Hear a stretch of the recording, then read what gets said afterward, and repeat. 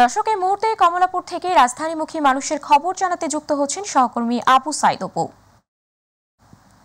অপু, আপনার কাছ থেকে জানতে চাচ্ছি যে ঢাকামুখী মানুষের চাপ কেমন দেখছেন, জানাবেন।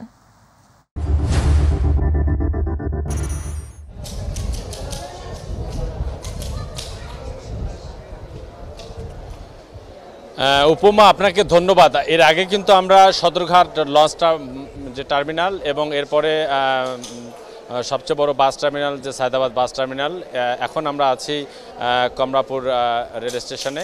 আমরা কিন্তু আসলে প্রতি সংবাদে আমরা জানাচ্ছিলাম যে আসলে এই ঘরমুখ যাত্রীদের যেমন চাপ ছিল, তেমনি আবার ঘর ফেরত আসলে যাত্রীদেরও চাপ ছিল অনেকটা বেশি। আর যেহেতু আজকে সরকারি ছুটির দিন এবং শেষ হয়েছে, সেহেতু কিন্তু এই রাজধানীবাসী মানুষের যে ঢল, সেটি কিন্তু গ্রাম থেকে অনেকে ছুটে চলে আসছেন এই রাজধানী নগরীতে, কারণ কর্মব্যস্ততার টানে আসলে জীবিকা তাগিদে।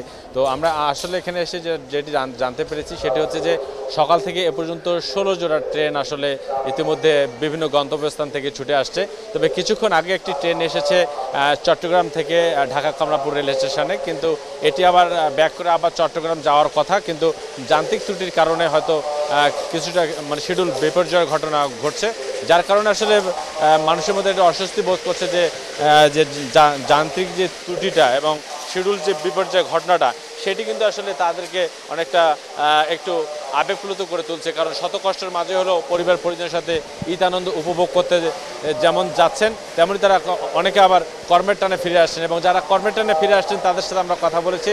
তারা আমাদেরকে জানিয়েছেন যেহেতু পরিবার পরিজনের সাথে ঈদ আনন্দ শেষ হয়েছে, সেই ঈদ আনন্দ শেষে তারা আবার ফিরে আসছেন, যেহেতু তাদের সন্তান রয়েছে এবং সন্তানদের স্কুল আজকে থেকে খোলা, সেহেতু তারা তাদের পরিবারের সাথে আনন্দঘন মুহূর্তগুলো কাটিয়ে আবার তারা কর্মব্যস্ততা নগরী রাজধানীতে তারা ফিরেছেন, এবং তারা আশা প্রকাশ করেছেন বিগত দিনের চেয়ে এবার ট্রেন যাত্রা অনেকটা নিরাপদ হয়েছে।